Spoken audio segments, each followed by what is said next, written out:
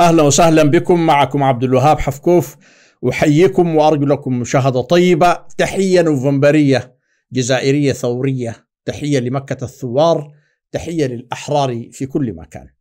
لا تنسوا الاشتراك واللايكات والتعليقات لو تكرمتم، وحبذا لو تحسستم جيوبكم وامتدت أياديكم لتشتروا منتجا من متجر جديد وتقول هذا القميص ساعد حفكوف على النجاة من حملة العالم المخيف. الآن يطاردوننا في كل مكان، يعني هناك تضييق ولا داعي للتفاصيل. منتجاتنا على أي حال فيها روح الحرية ونفس الكرامة ولمسة من الوفاء للقضية. توكل على الله واشتري قطعة وستصبح مليونيرا قبل نهاية هذا العام إن شاء الله، وستجد الرابط بركن التعليقات. أما بعد، سأتحدث في هذه الحلقة عن مؤامرة متكاملة تحاك ضد الجزائر من عمق الساحل الإفريقي، تقودها تل أبيب وكمبارساتها الرباط، ويجري تنفيذها عبر أدوات مرتزقة في مالي، وفرنسا جزء من هذه. وسأتحدث بشكل مفصل فيما بعد. سأتناول بالدليل التنسيق المشبوه بين مالي والمغرب في صناعة روايات زائفة لتشويه الجزائر. ثم سأشرح لماذا استقبلت الجزائر وزير الدفاع الموريتاني بهذا المستوى الرفيع، وما الذي يكشفه هذا التحرك عن الاستعدادات العسكرية الجزائرية لمواجهة سيناريوهات خطيرة في ظل اتساع دائرة المتآمرين.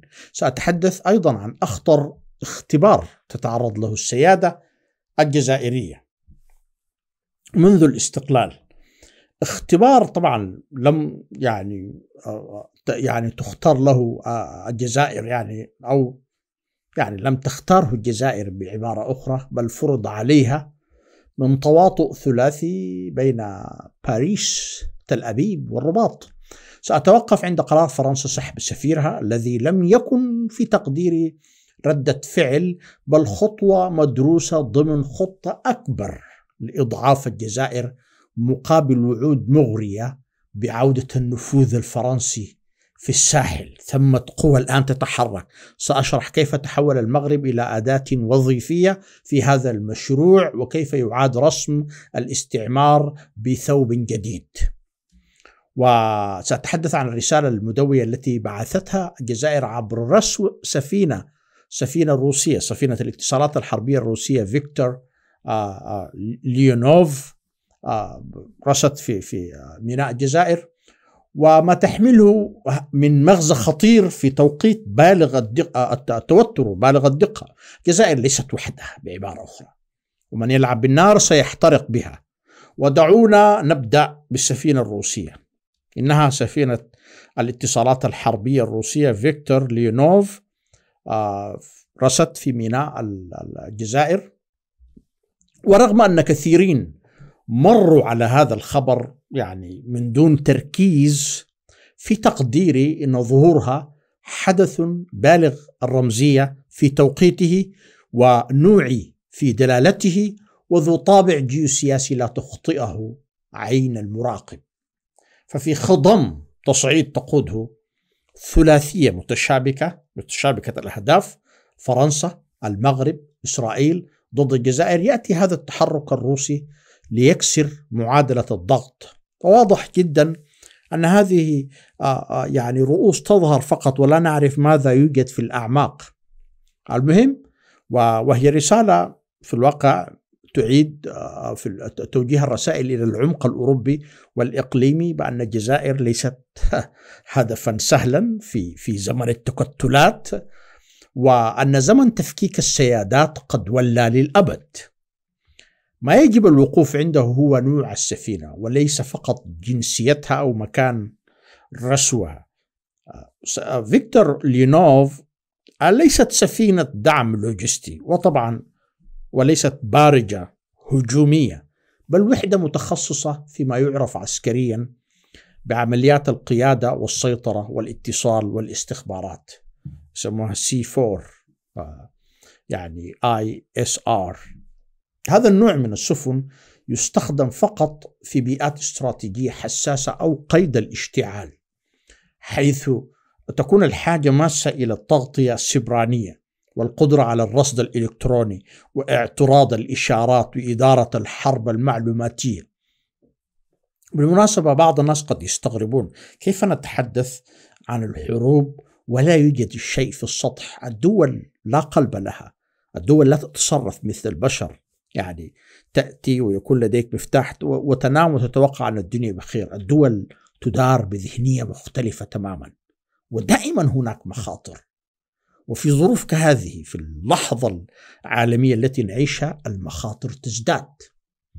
هناك الآن في أمريكا وفي أماكن أخرى يوميا عمليات تمارين يومية لاستخدام السلاح النووي.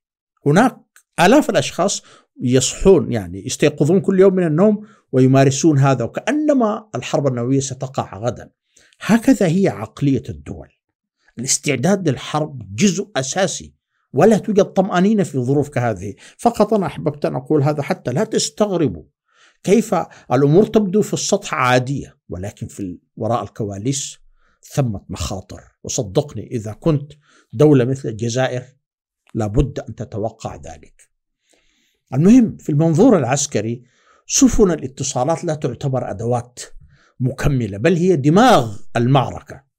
وجودها يعني أن هناك ما يتابع، يراقب، يتوقع، وربما يدار من خلف الكواليس. هذه السفينة بتجهيزاتها التي توازي مراكز تحكم متقدمة لا ترسو في منطقة لوجه الله، يعني لم تأتي السياحة إلى الجزائر.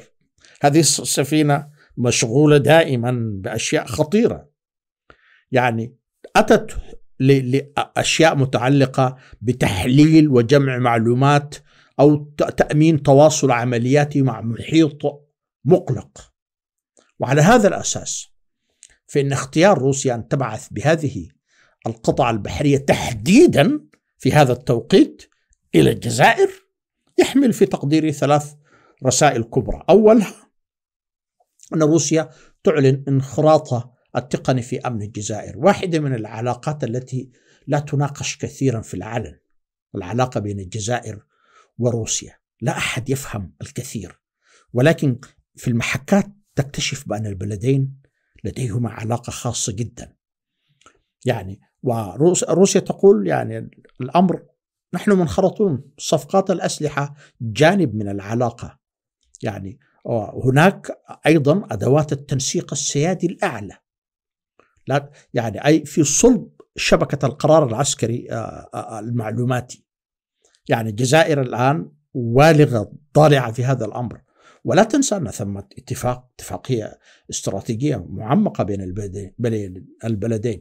ثانيها أن الجزائر تدير تنسيقا رفيعا وتتعاون استراتيجيا مع شبكة المراقبة الاستراتيجية الروسية في البحر المتوسط وشمال إفريقيا، وهو ما يفسر يعني بكون السفينة قادرة على التقاط وتحييد الإشارات القادمة من قواعد مثلا الناتو في البحر الأبيض. هذا يفسر وجود السفينة.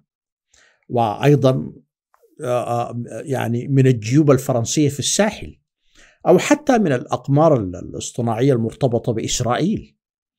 يعني ثمة شيء ما يدبر، وجاءت هذه السفينة ذات التخصص المتخصصة في الاتصالات لفك شفرات كثيرة وللتعاون مع حليفها الاستراتيجي. ثالثها أيضا موسكو في الواقع تضع نفسها صراحة في مواجهة مشاريع التوغل الصهيوني في إفريقيا، ليس فقط لحماية الجزائر كحليف، والجزائر في كل الأحوال قادرة على حماية نفسها. نحن نتحدث هنا عن سيناريوهات كبرى، صراعات جيوستراتيجية، أيضا لمنع إنشاء بيئة استخباراتية معادية على تخوم الجغرافيا الروسية الموسعة، الجغرافيا الجيوسياسية، المناطق التي تهتم بها روسيا. الدلالة الجيوسياسية هنا لا تقل خطورة.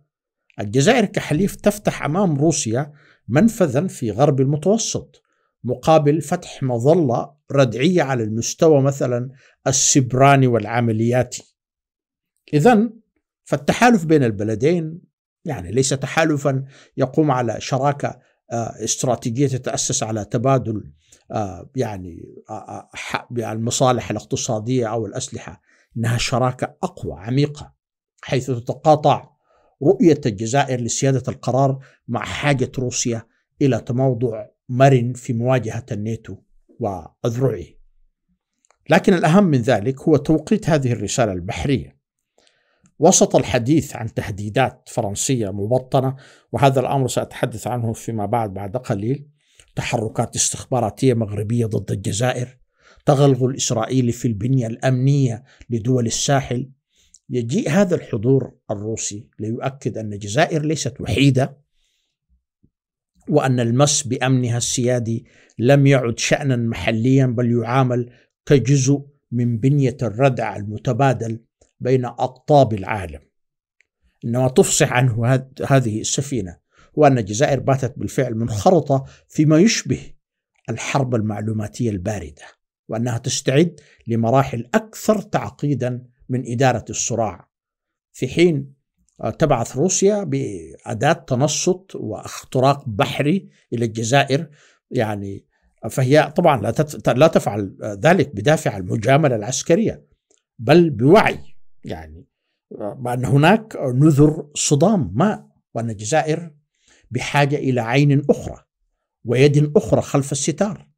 ما يقال في الغرف المغلقة عن استعدادات عسكرية إسرائيلية مغربية يعني في الساحل، محاولات الاختراق للحدود الجنوبية الجزائرية، وعن نشاط فرنسي استخباراتي في الساحل، وعن دعم غربي خفي لمشاريع زعزعة الساحل، هذا لا يمكن الرد عليه بالبيانات الدبلوماسية، تحتاج إلى ردود من هذا النوع. الرد يكون بحضور استراتيجي مثل هذا، قطعة بحرية تحمل خريطة الاستماع الكامل لما يدور في السماء والبحر وخطوط المخابرة، وتبني قاعدة بيانات عملياتية تستخدم لاحقا عند اللزوم. في النهاية الجزائر لا تسعى لحرب طبعا، لكنها تبعث برسالة مدوية أنها مستعدة، أنها ليست وحدها، وأن من يظن أن أبواب شمال إفريقيا لا تزال مشرعة كما كانت أيام سقوط طرابلس أو انقلاب مالي قد أساء الحساب. السفينة فيكتور لينوف في جوهرها امتداد لسيادة جزائرية قررت أن تدار بعينين، واحدة في الداخل والأخرى في قلب العاصفة. والآن دعونا نغوص أعمق في الخلفيات. تحدثت مرارا، قلت بأن العالم يمر بانعطافة خطيرة، اهتزت مرتكزات النظام العالمي، تآكلت شرعية ما يسمى بالقانون الدولي، لم يكن قانونا ولكن كان هناك يعني في الحد الأدنى تظاهر. الآن كل شيء انهار. أصبحت في هذا التوقيت تحديدا السيادة الوطنية هدفا مباشرا لمن لا يطيق وجود قرارات مستقلة خارجة عن أطر الطاعة الغربية. الغرب وأمريكا تحديدا، وهذه القوة كلها تحب الطاعة وتعشق الدول الطيعة. إذا كنت طيعا فيها ليست لديك مشكلة حقيقية مع الغرب، ولكن طبعا تصبح بلا سيادة، وخلو أي بلد من السيادة فيه يعني تدمير للمصالح الوطنية العليا. المهم ما تعيشه الجزائر اليوم لا يمكن فهمه يعني إلا ضمن هذا السياق الأشمل. هناك امتحان كوني للسيادة بشكل عام، واختبار صارخ لقدرة الدول المستقلة على النجاة وسط محيط يعاد تشكيله بالعنف والمكر والصفقات القذرة. التحرش بالجزائر ليس وليد الصدفة طبعا، ولا هو استثناء أيضا في سلوك ماكرون أو تسرع في رد فعل فرنسا مثلا على طرد 12 دبلوماسيا فرنسيا، بل هو ذروة اختبار السيادة. لأن الجزائر على عكس كثير من الدول رفضت أن تكون بندقية للإيجار أو منصة للتجسس أو ساحة لعب للاستخبارات الأجنبية كما تفعل دول بصراحة وأنظمة سقطت يعني سقوطا مدويا. ماكرون الذي يبدو على السطح كزعيم يهوى الخطابات الحداثوية لا يعدو أن يكون اليوم منفذا مأمورا في التراتبية لا قيمة له بصراحة. يترجم أوامر لوبيات الضغط الصهيوني، وعلمنا بالأدلة في الواقع بأن ماكرون عندما ذهب إلى المغرب في الواقع تعرض إلى ابتزاز صهيوني، هذا ما كشفته وثائق جادة، يعني قالوا له اذهب إلى هناك وإلا سنحرقك. وعلى أي حال الآن هو يوجه السياسة الفرنسية وفق أجندات لا تخدم فرنسا بقدر ما تخدم تل أبيب وعملائها. سحب السفير الفرنسي وتحول نبرة فرنسا نحو العدوانية جاء بعد سلسلة من التحركات الاستفزازية. بأي منطق أي مخلوق في هذا العالم يعرف الجزائر يعرف بأنها ما كانت لتغفر أبدا أن يتم حبس أحد دبلوماسيها. فكرة السيادة في صميمها تتبلور في هذه الأشياء.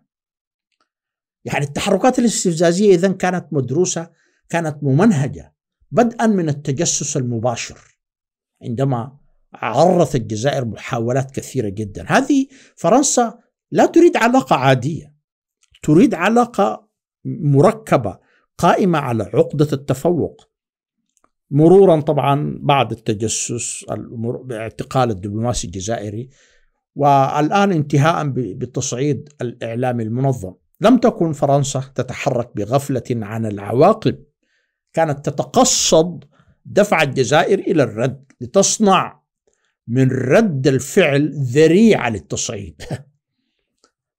تم تركيب المشهد بعناية في فرنسا، أن يتم استفزاز الجزائر عمدا ثم تصوير ردها على أنه عدائية، سلوك عدواني، وهذه من أقدم حيل الاستعمار بالمناسبة. لكن ما وراء الحدث أعظم من تفاصيله. كيف فرنسا تلقت عرضا استراتيجيا من طرفين يعرفان يعني أنهما واحدهما ربما غير قادرين، أو إضافة البعد الفرنسي يمنحه يعني ثقلا ما، وخصوصا أن فرنسا الآن ممزقة ضائعة، يعني تعيش أجواء أقرب إلى أجواء عام 1956 زمن العدوان الثلاثي. وعلى أي حال قالوا لها انضمي إلينا لكي نخلط أوراق الجزائر. العرض جاء، طبعا الأمور دائما تدار من تل أبيب.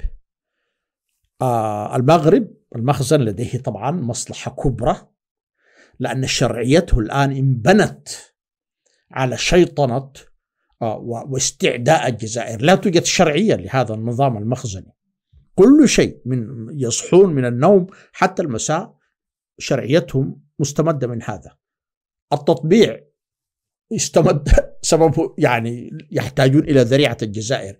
كل شيء يقام الآن. القضية الأساسية ما يفعله المغرب في الواقع أنه يبيع السيادة المغربية ويورط الشعب المغربي ويقوم بخصخصة السيادة المغربية، ويحتاج إلى أن يجد ذريعة هذه.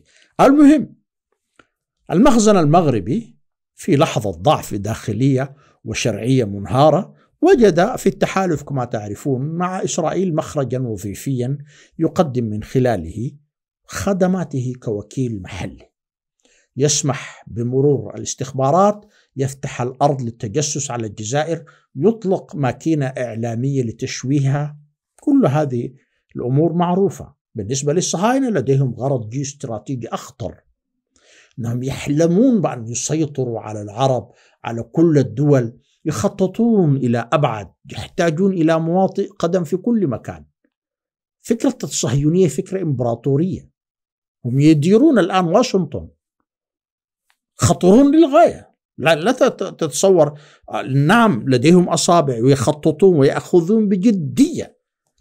موضوع تطويق الجزائر. على أي حال طبعا المخزن تلقى وعود سخية، قالوا له نظير أن تؤدي هذا الدور، سنعزز موقفك في الصحراء الغربية، وانظر لا توجد دولة مثلنا تستطيع أن تضغط على الغربيين، هذه أوروبا، هذه فرنسا، أتينا بماكرون. يعني يحتاجون طبعا أن يظهروا بأنهم يدللون المطبعين. المطبع يحصل على أشياء، على امتيازات لا يحصل عليها الرافد للتطبيع، هذا جزء من غواية التطبيع أصلا. على أي حال حصلوا أيضا على الشراكة الأمنية، يعني قالوا لهم سندعمكم ضد أي خطر يعني داخلي. الخطر الداخلي بالنسبة للمخزن أقوى طبعا، يخشى كل المسألة في الأخير السيطرة والبقاء في العرش. أما المقابل الفرنسي كان أكثر دقة، قالوا لفرنسا ستستعيدين الحضور العسكري والسياسي في إفريقيا في النيجر، مالي، بوركينا فاسو، تشاد، السنغال، ولكن بشرط إضعاف الجزائر وعزلها عن محيطها الأفريقي وضرب صورتها كقوة صاعدة في الساحل. هكذا تكونت ملامح تواطؤ ثلاثي: فرنسا تسعى للنفوذ، إسرائيل تقدم التكنولوجيا والضغط الدولي، المغرب يقدم الأرض والاستخبارات والخدمات الوظيفية. رسم السيناريو كالآتي: تقوم فرنسا بافتعال أزمة مع الجزائر في العلن لإظهار نفسها كضحية لعدائية الجزائر، بينما في الخفاء تنسق استخباراتيا مع إسرائيل والمغرب لتكثيف التحركات في الساحل. هذا الموضوع هو بمثابة في الواقع يريدونه أن يصبح شاشة دخان تحجب الأهداف الفعلية، وهي السطو على الساحل. فكر في الغباء، غباء الانقلابيين، هؤلاء لا يفهمون شيئا، لا يفهمون كيف تدار الصراعات. يعني على أي حال، ويتسللون طبعا عبر العديد من المنافذ بما فيها النزاعات الداخلية في الساحل ودفع حكوماتها، طبعا يدفعون هذه الحكومات لتقليل التعاون مع الجزائر. يعني إذا كنت تظن بأن هذا الذي حدث مع الجزائر 3 دول تصدر بيان أن هذا الأمر لم يكن مخطط له، فأنت في الواقع يعني لا تعيش في هذا الكوكب.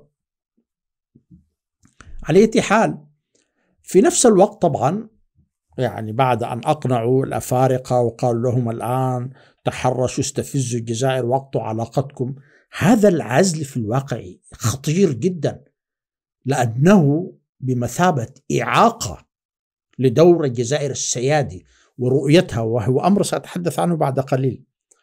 المهم، الآن يستخدم الإعلام الفرنسي والمغربي لتضخيم كل حدث داخلي جزائري، تشويش صورتها إقليميا، جر دول إفريقية كما قلت لتقليص علاقتها بالجزائر عبر إغراءات اقتصادية وإشاعات أمنية. الإغراءات الاقتصادية داخلة في الصميم، يقولون لهم تريدون المال؟ نعم سندفع لكم، لا تقلقوا، سنساعدكم، سنسقط عنكم بعض الديون، هكذا. على أي حال، فرنسا في هذا الإطار لا تبحث عن مواجهة مباشرة، بل طبعا عن تآكل تدريجي لدور الجزائر حتى يتم خلق فراغ يمكن للمخزن أو يعني فرنسا ملئه.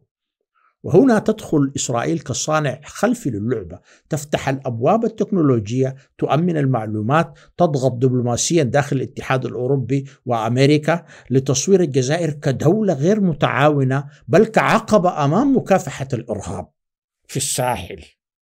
هل فهمت؟ هذه هي اللعبة، لعبة الابتزاز والتآمر. هذه الحبكة الجيوستراتيجية تبنى على فهم عميق لدور الجزائر الجديد. الجزائر لم تعد بلدا عاديا في إفريقيا، بل صارت فاعلا مستقلا يصوغ سياسات أمنية بديلة، يقدم مشاريع تنموية تمولها الجزائر وليس البنك الدولي، تضع الأمن الإفريقي في أيدي إفريقية. هذا ما يزعج فرنسا تحديدا، لأنها ترى في الجزائر منافسا خطيرا واستراتيجيا، بل الأسوأ بالنسبة لها أن الجزائر لا تكتفي برفض الحضور الفرنسي، بل تملأ الفراغ ببدائل سيادية، تعاون مع روسيا، تنسيق مع الصين، خطوط طاقة جنوب جنوب، دعم لوجستي لدول إفريقيا وخصوصا دول الساحل، استثمارات جزائرية خالصة في البنى التحتية الإفريقية. هذا النموذج هو الخطر الحقيقي، لأنه يظهر أن الاستعمار لم يكن قدرا، بل وأنه خيار مدمر للنمو، ويمكن تجاوزه بالقليل من تفعيل الحلول الذاتية. في هذه المرحلة الدقيقة تفهم السيادة الجزائرية على أنها تهديد للنظام الدولي غير العادل، لأن السيادة حينما تمارس بالفعل وليس بالشعار تربك الحسابات. ولهذا لا تهاجم الجزائر لأنها ضعيفة، لا، بل لأنها أقوى مما ينبغي، وأوضح مما يسمح به، وأصلب من أن تكسر، ما لا تدركه فرنسا وإسرائيل والمغرب. أن الجزائر بنت سيادتها من معركة التحرير، يفهمون ذلك، والروح لا لم تبنيها ليس من خلال اتفاقيات الحماية، أنها تعرف جيدا الفرق بين الدولة والوظيفة. الدولة تتصرف انطلاقا من مشروع سيادي، والوظيفة الدولة الوظيفية تنفذ تعليمات، والجزائر لن تكون وظيفة في خريطة أحد، إنها لحظة طبعا كونية ثقيلة، حيث تراجع الدول الكبرى مستعمراتها السابقة وتعيد النظر في خرائطها القديمة وتحاول العودة عبر بوابات الحرب الناعمة والضغط الممنهج. لكن الجزائر بما تملكه من إرث تحرري لا تحتاجون إلى هذا الأمر، تعرفون جيدا، لديها مؤسسات أمنية متماسكة، استخبارات قوية، دبلوماسية مستقلة. الجزائر ليست مرشحة للخضوع، بل مرشحة للقيادة. وما يحدث الآن هو محاولة لتأجيل المحتوم. بعض الناس لديهم مشكلة طبعا في تصديق أن ثمة مؤامرة تجري وراء الكواليس. أؤكد لكم بأن ثمة شيء كبير يحدث في الساحل، شيء لا يمكن قراءته من زاوية مثلا طائرة مسيرة أسقطت مثلا، أو مقال دعائي نشر في موقع مشبوه، إنما تتعرض له الجزائر من استفزازات وتطويق إعلامي وتحريض سياسي صامت حينا وصاخب أحيانا أخرى، ليس إلا علامة على أن الجزائر فعلت ما لا يغتفر في حسابات الهيمنة الدولية. قدمت مشروعا بديلا سياديا إفريقيا تنمويا وأمنيا يستند إلى منطق الشراكة وليس الوصاية، وإلى التكامل وليس التفكيك. ولأن كل مشروع كبير يبدد آمال وأماني العروش الواهنة كان لابد من تحريك بيادق الفوضى في محيط الجزائر. ما جرى في مالي لم يكن صدفة، وما يقال اليوم في إعلام المخابرات المغربية عن حادثة إسقاط الطائرة المسيرة هذا في الواقع مجرد عرض جانبي لصراع أعمق تتقاطع فيه مصالح المغرب وتل أبيب وباريس في خندق واحد ضد دولة قررت ألا تتنازل عن دورها، وهو دور قاري في الواقع. لندخل في التفاصيل نقطة بنقطة. واحد، حادثة إسقاط المسيرة، طبعا تحدثنا عن هذا الأمر، لا أريد الخوض في التفاصيل، ولكن في ليلة 31 مارس طبعا كما تعلمون أسقط الجيش الجزائري طائرة مسيرة اخترقت أجواء الجزائر من الجهة المالية. ما حدث هو ما تفعله أي دولة ذات سيادة تحترم سيادتها، أسقطتها الجزائر. تحدثنا عن الأمر، ولكن تداعيات الحدث مستمرة. ما كان صريحا في الحدث طبعا هو أمر بسيط، دولة أو طائرة دخلت أجواء الجزائر أسقطت، انتهى الأمر. هذا الأمر حوله الإعلام المغربي إلى سردية ملتوية تدعي أن ضابطين جزائريين أسقطا الطائرة دون علم القيادة الجزائرية، في محاولة طبعا مكشوفة لتبرير تورط مالي ضد الجزائر وللتشكيك في المؤسسة الجزائرية العسكرية. طيب، ما مصلحتهم في ذلك؟ لماذا؟ ربما لأن الأصابع التي كانت تدير الأمر ليست مالية. هذه الرواية، طبعا الرواية المضللة، نشرت في موقع مالي ويب عن مركز هورايزونز Institute Geopolitics something like that. هو مؤسسة بحثية مغربية على أي حال، يعني قامت بنشر وهي تديرها المخابرات المغربية. ما يهم في الأمر أن المركز المغربي الاستخباراتي قدم الدليل، يعني من دون أن يقصد ما تطرق له، في الواقع يمثل اعترافا ضمنيا لا لبس فيه بوجود تنسيق أمني بين المغرب ومالي ضد الجزائر. يعني من غير طبعا المنطقي يعني أن يبرر بهذه الطريقة، وأن يكون هناك تبادل. يعني نفس الرواية هي نفس الرواية التي يروج لها النظام المالي. من يروج طبعا أن ضابطين جزائريين تصرفا منفردين ضد دولة مجاورة يهين نفسه قبل أن يهاجم الجزائر، ويكشف أن الكذبة فبركت على عجل داخل دهاليز المخزن. 2. سؤال: لماذا هذا التوقيت؟ ومن المستفيد؟ المستفيد الأول المغرب، الذي يسعى منذ سنوات إلى كسر الحضور الجزائري في إفريقيا عبر تسويق نفسه كفاعل أمني في الساحل، مدعوما بإسرائيل ومسلحا بتكنولوجيا المراقبة، ودائما سيحصل على البقشيش للأدوار الوظيفية التي يؤديها. وأيضا يبرر فكرة التواطؤ مع الاحتلال. المستفيد الأساسي الثاني إسرائيل، التي ترى في الجزائر عائقا أمام تمددها في العمق الإفريقي، وخاصة بعد أن أفشلت الجزائر مشروع انضمامها كمراقب في الاتحاد الإفريقي، والصهاينة يأخذون هذا الأمر بجدية.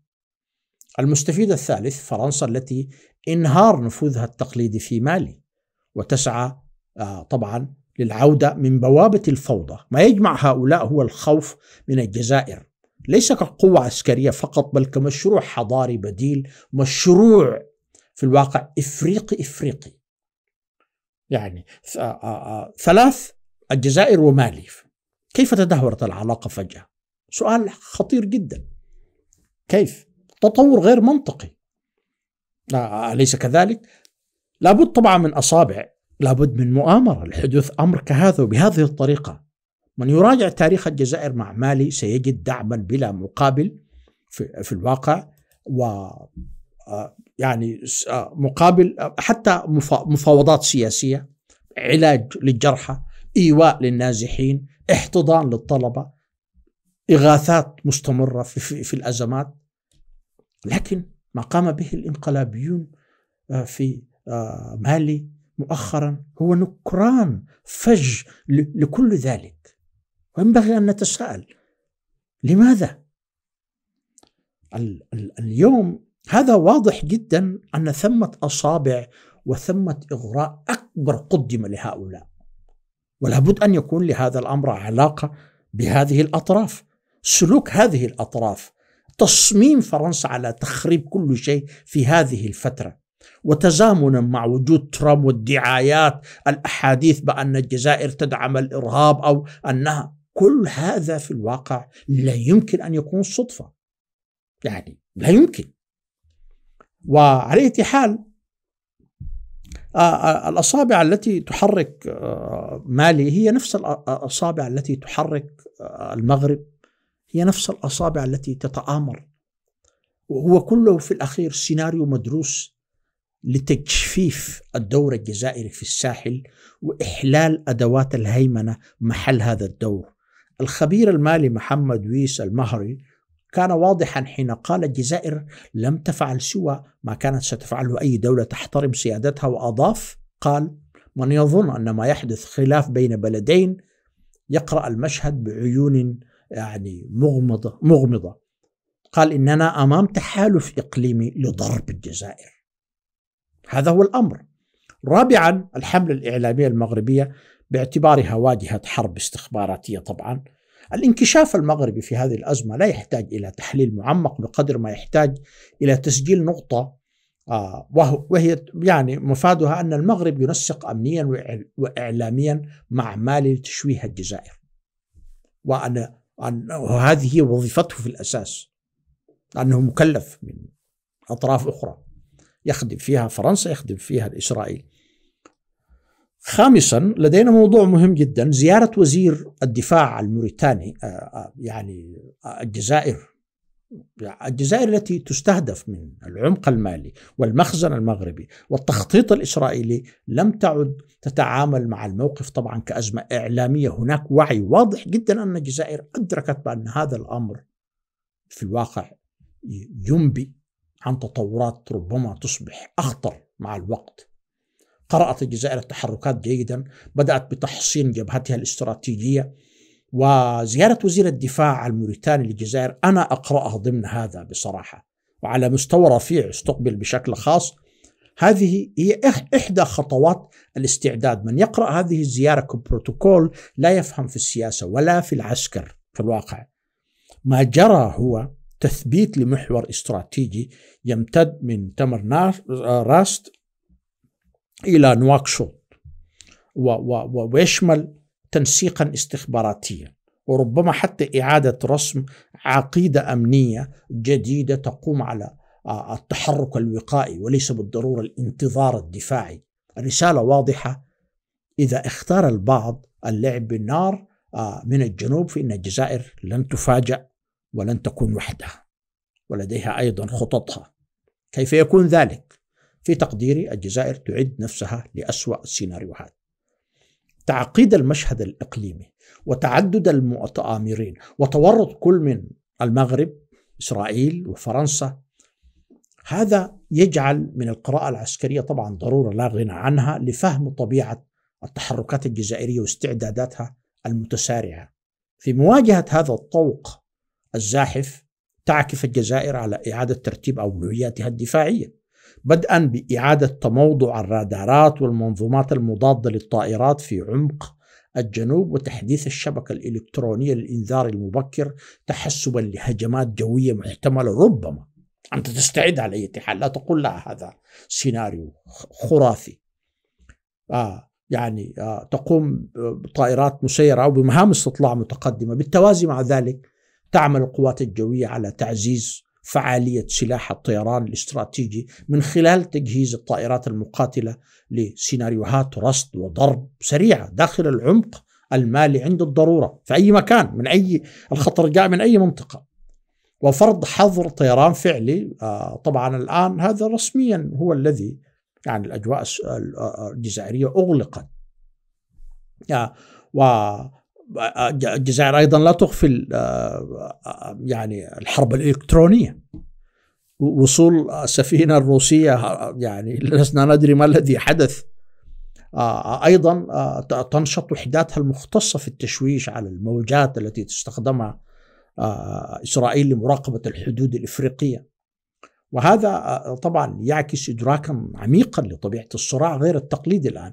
في هذا الإطار أيضا تكثف التدريبات على الردع غير المتناظر، حيث تنفذ ضربات نوعية محسوبة تترك من دون تبني أو إعلان. هذه الأمور في الحرب السبرانية طبعا قد تكون رسائل مشفرة من دون حاجة إلى تصريح.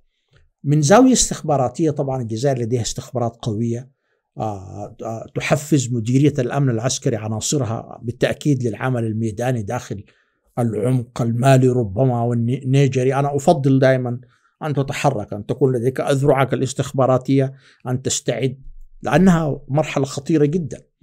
تفعيل عمليات التسلل المعاكس، تعطيل أي تحالفات مثلا تبنى في الخفاء على حساب الأمن الجزائري.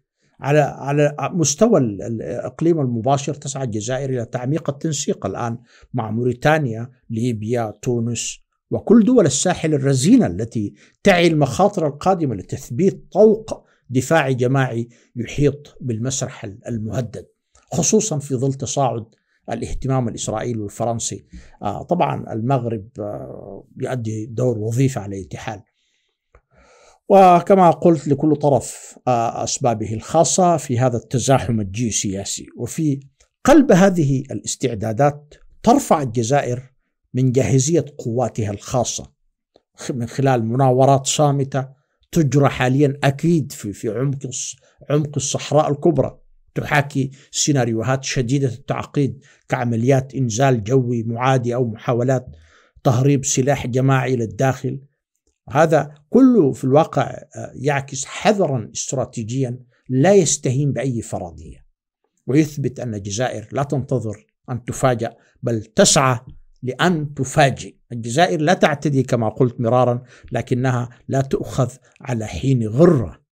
من يبحث عن معركة سيجد الجزائر مستعدة، ومن يراهن على سكوتها سيفاجأ بصبر له مخالب، ومن يتآمر عليها سيدرك بأنها كانت بالمرصاد. الجزائر اليوم ليست في موقع المتفرج، هذا ما أريد قوله، إنها تقود وتخطط وتبني وتحصن، لأنها ببساطة تعرف أن المرحلة القادمة ليست مرحلة مجاملات بل صراع مشاريع، وأن من لم يكن جاهزا عسكريا سيكون تابعا سياسيا، وهذا ما ترفضه الجزائر منذ البداية وإلى الأبد. وللحديث بقية. شكرا لكم على المشاهدة.